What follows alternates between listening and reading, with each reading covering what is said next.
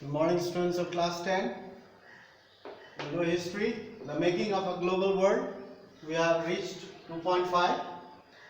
In our previous class, we have discussed about Trinidad and Guyana, the Indian descendants from indentured laborers. Their descendants were thought as coolies, we have talked about, and they remain minorities there in Trinidad, Guyana, Caribbean islands, and around the world. They felt the loss and alienation from their homeland. They felt the loss, a sense of loss and alienation, separation from their homeland. They begin to repent, they begin to feel, because their forefathers had gone there to work, they were taken by the colonizers, and their descendants, they felt very sorry for them, as well as they are regretting because they were treated as outsiders. They were treated differently. They were treated as coolies, mistreated. They were treated as minorities, and they felt that we have lost, and we have lost our homeland, we have lost our identity, and we are separated from our main homeland, that is India. So that was the revision. In our previous class we have talked about. Now we'll talk about 2.5, Indian entrepreneurs abroad. Entrepreneur means organize and operate business. Organize and operate business abroad, in other countries outside. So not all Indians were poor. Some of the Indians were very rich, and they provided loans to the traders and the people, even outside.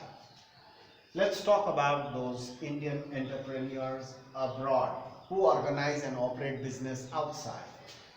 Growing food and other crops for industries such as raw materials for the world market required capital. Capital means the cash. For business you need money. Under capital, land, property also comes under capital, but here regarding business abroad, we are not talking about land and other property, we are talking about the capital means cash, money.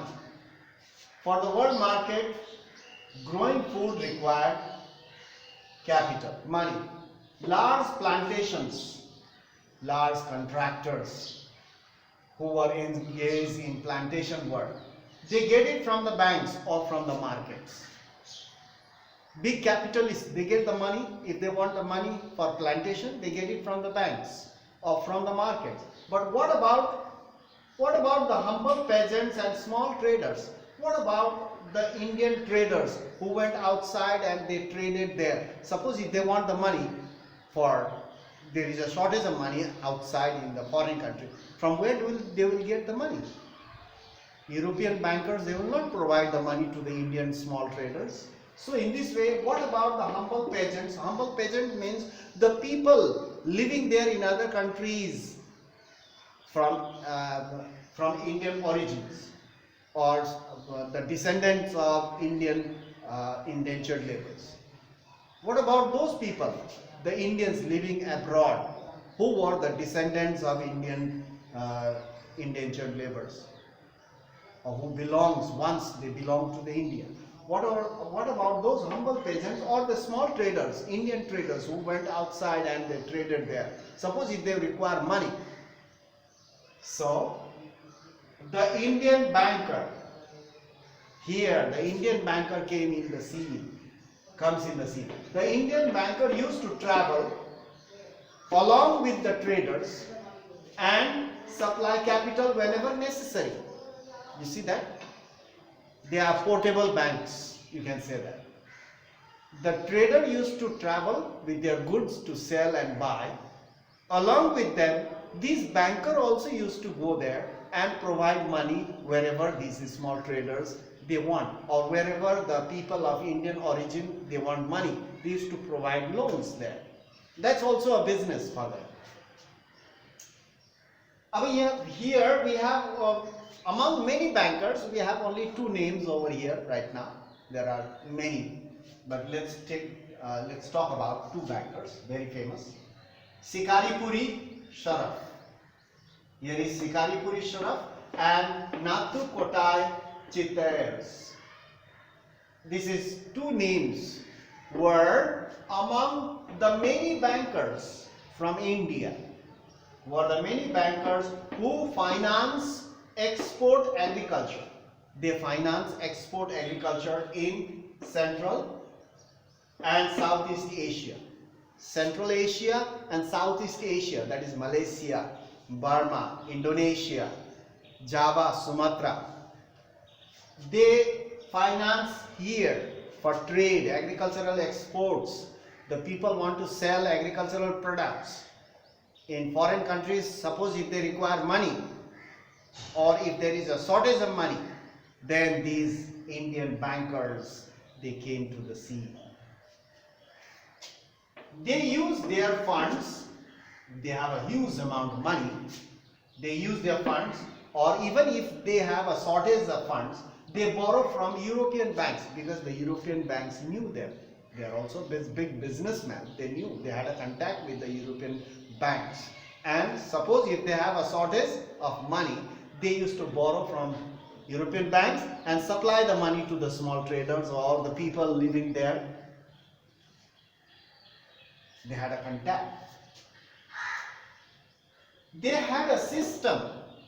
These bankers, they had a system to transfer money over large distances also. So they had a system, they had a process to transfer money from one place to another, or transfer money over large distances. Here on number point 7, Indian traders, small traders, Indian traders and money lenders, money lender who provided money, also followed colonizers into Africa. You see, why did they follow colonizers? There is a reason behind it. Wherever the colonizers are there, they will raise a tax there, and people needed money. They have very hard living conditions. And wherever the colonizers are there, naturally the people are poor, they require money to pay the tax or run their business or run their household or something like that, or to grow crops. They require money. And these money lenders and traders, they used to follow colonizers. Wherever the colonizers are there, or wherever the country is colonized, these money lenders and traders used to go there and supply money or sell goods. Mostly they used to provide money to the people. So money lenders also followed colonizers into Africa. So that means in Africa also Indian money lenders went there and provided money to the local people, or even to the traders or Indian traders, whoever is there of Indian origin, and even local people. So now here number 8, Hyderabadi Sindhi traders. Now here is a very famous trader named Hyderabadi Sindhi. They ventured beyond European colonies. These Hyderabadi Sindhis, they did not went to colony only. They went apart from colonies. They ventured out from colonies. Where did they went to do their business or set up their business? Where did they went? Where did they go? Not right? They flourished their business in ports, harbors, because in ports and harbors there are numerous people who work as laborers. Many traders, they come there to import and export. So they require money. And these Hyderabadi Sindhis, they went there and set up their business there of lending money. Not only lending money, selling their articles, Indian goods.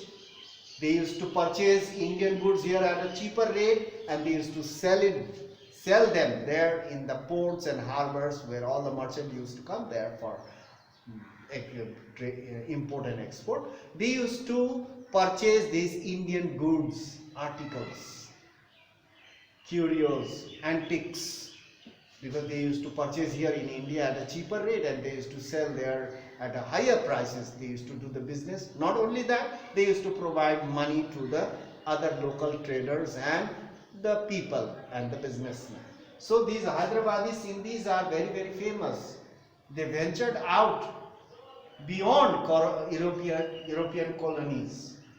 They went to the ports, the harbors all around the world and set up their business there. Even they set up their shops, they set up their offices and provided money and sell their goods to the people around the world. So that's the entrepreneurs abroad, organize and operate business abroad, outside India. So that's all. We'll meet in the next class and continue our lesson. So that's all. Stay safe at home, do your regular studies, and that's all for today. We'll meet in the next class. Thank you for watching the video.